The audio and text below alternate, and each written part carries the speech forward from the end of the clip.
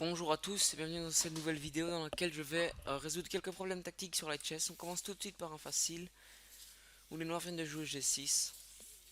Alors quels sont les coups ici? Enfin d'abord on va avoir la position, les pièces qui attaquent. Donc on a le cavalier qui est au centre, qui est assez bien placé, et on a une tour en E1. Donc je pense que ce sont les seules pièces avec lesquelles on va devoir jouer pour gagner ici.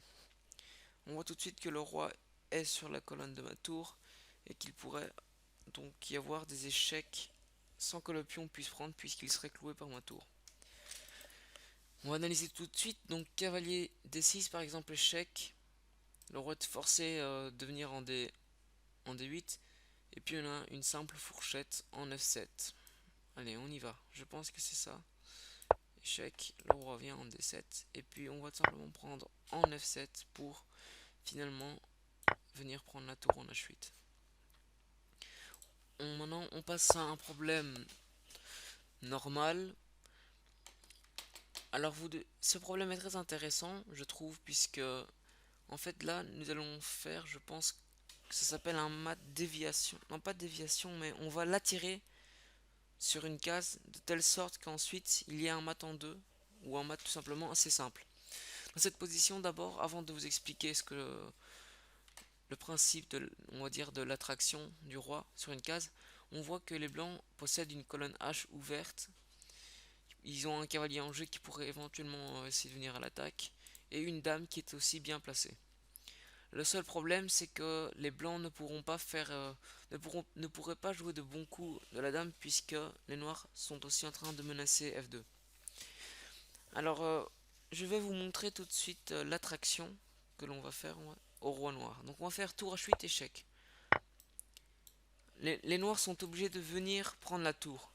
Et puis là, vous voyez que comme par magie, ça devient un problème assez simple que tout le monde pourrait trouver, qui est un mat en 1, 2, 3 je pense. Donc c'est tout simplement dame H6, échec. Le roi vient en G8 et puis on a tout simplement dame H7 échec et on vient mater en F7. Je vais juste revenir un peu en arrière pour vous dire. Donc comme nous on voulait jouer dame H6 pour ensuite mater ici ou faire un mat en 2, enfin on préfère le mat en 8 et qu'on peut pas jouer la dame tranquillement puisqu'il viendrait nous harceler, peut-être avec dame prend F2 ou même dépousser. On doit justement mettre le roi sur cette case pour faire le mat en 3. Ce qui était la solution, donc je vous la remonte une dernière fois. Attraction, hein. On attire le roi sur la case H8. Et maintenant on passe au problème difficile où les blancs viennent de jouer à 3.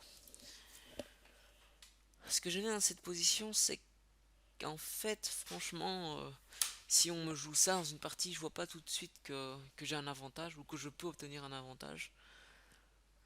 Quoique, en fait, il n'est pas aussi compliqué qu'il en a l'air, je pense.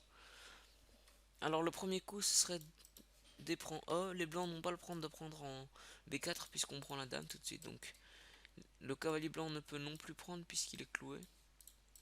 Donc après, E prend D. La dame bouge en E6 ou D6 au choix. Et puis on a tout simplement l'intermédiaire fou prend, par exemple dame prend, et puis on gagne le cavalier. Voilà, donc vous voyez tout de suite, si je prends le cavalier en F3, il reprend le fou. Alors est-ce que je peux faire un intermédiaire ici? Fou échec. Et si le cavalier revient, on gagne quand même une pièce. Voilà. Et puis on peut venir prendre le cavalier ici. Voilà, j'espère que cette petite vidéo vous a plu. Si c'est le cas, n'hésitez pas à lâcher un pouce bleu. Et je vous souhaite une très bonne journée.